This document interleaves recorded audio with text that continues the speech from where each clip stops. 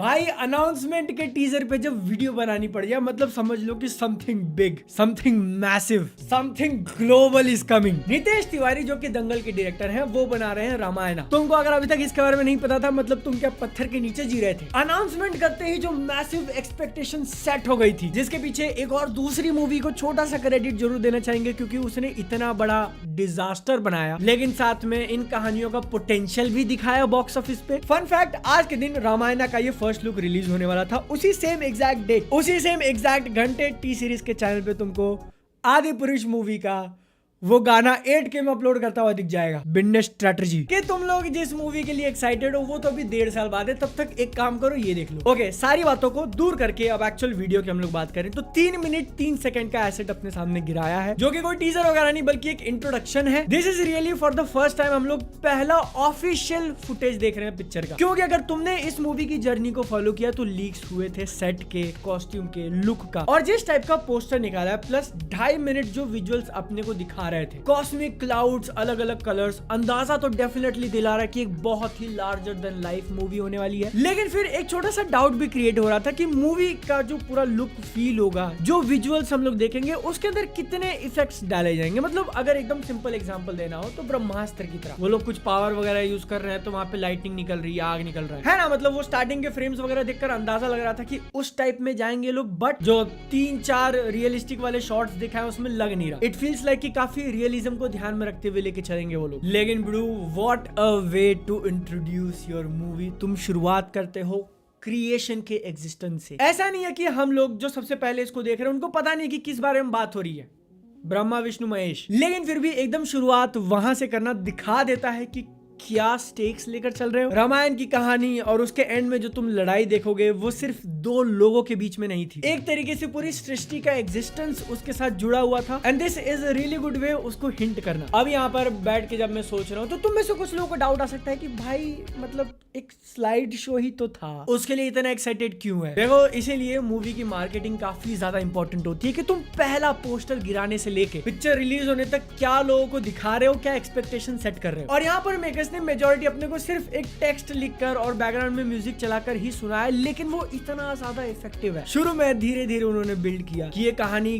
क्या मीनिंग रखती है, एंड देन उसके बाद this is the immortal story of Rama versus Ravana. और उस टाइम पे जो म्यूजिक एकदम से एपिकनेस लेवल में, फिर से भाई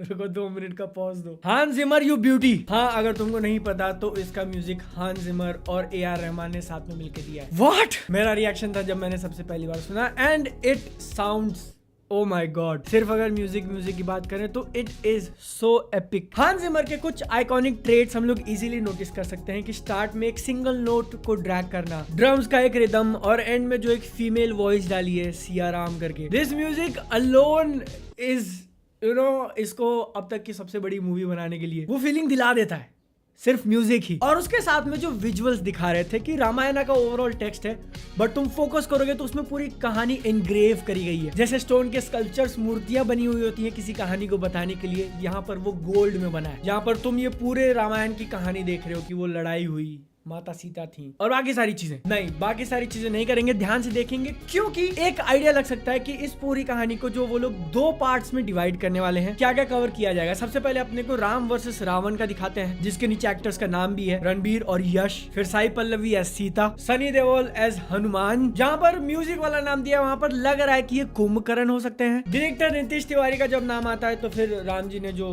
शिव का बांध तोड़ा था। ओम के बीच में हम लोग राम, लक्ष्मण और सीता को देखते हैं। वो पीछे जाकर जब फेड आउट होता है तो रामायणम लिखकर ऐसा टेक्स्ट आया हुआ है, जिसके पीछे अगर तुम ध्यान दोगे तो blue circle is basically earth, और उसमें भारत का जियोग्राफिकल सिलुएट बना हुआ है। फिर कुछ मूवी के शॉट्स हम लोग देखते हैं। शुरुआत होती है रावण के कैरेक्टर से, प्लेड बाय अगेन यश, जो कि इस मूवी के प्रोड्यूसर भी हैं, और रणबीर कपूर एज लॉर्ड राम भागकर पेड़ के ऊपर सपोर्ट लेकर तीर चलाना। जहां तक अनाउंसमेंट की बात जाती है, बहुत कमाल का वीडियो, बहुत ज्यादा एक्साइटमेंट और बढ़ा दी है इसको लेकर। जब इसकी शूटिंग वगैरह चालू हुई थी और डेट अनाउंस किया था कि दिवाली 2026 में निकाल रहे, तो ऐसा लगा था भाई ये तो बहुत दूर है। लेकिन आज के टाइम पे एकदम कैलकुलेटेड और सेंसिबल डिसीजन कहा जाएगा कि आपने इतना टाइम लिया, 2025 की दिवाली में पुश करने की कोशिश नहीं कर रहे हो, क्योंकि इंटरनेट के ऊपर जो रिपोर्ट्स घूम रहे हैं ना, उसके हिसाब से ये मूवी का पार्ट 1 की शूटिंग खत्म हो चुकी है। वो लोग पार्ट 2 की शूटिंग चालू करने वाले हैं, जिसके कारण मोस्ट लाइकली जब अगले साल की दिवाली पर अपने को पार्ट 1 देखने मिलेगा तो वो एकदम फिनिश्ड प्रोडक्ट होगा, कोई भी वीएफएक्स में यहाँ ऊपर का नीचे नहीं। और 2027 वाली बैक टू बैक, एक साल में 2 मूवीज निकालने के लिए एम्पल टाइम। ये नहीं कि पहला आ गया फिर दूसरा तुम पुश करते जा रहे हो और वो 4 साल बाद आ रहा है। दूसरी इंटरेस्टिंग चीज इस टीजर से कंफर्म हुई कि ये मूवी फिल्म्ड फॉर आईमैक्स है, रिलीजिंग इन आईमैक्स नहीं। बहुत बार क्या होता है ना कि आपने मूवी शूट कर ली रेगुलर कैमराज से, फिर उसको आईमैक्स में रिलीज करने के लिए आप काफी हैवी सॉफ्टवेयर का यूज करते हो। लेकिन यहाँ पर बात आती है फिल्म्ड फॉर आईमैक्स वाली मूवीज का, तो उनकी शूटिंग ही होती है आईमैक्स वाले कैमरों से। तो जब आप पिक्चर बना ही रहे हो तो आप उस क्वालिटी का बनाते हो कि आईमैक्स में एकदम मजे का लगे, आफ्टर थॉट नहीं होता है, जिसके कारण वीडियो इस मूवी को आईमैक्स में देखने का जो मजा होगा, बस भाई डिलीवर करो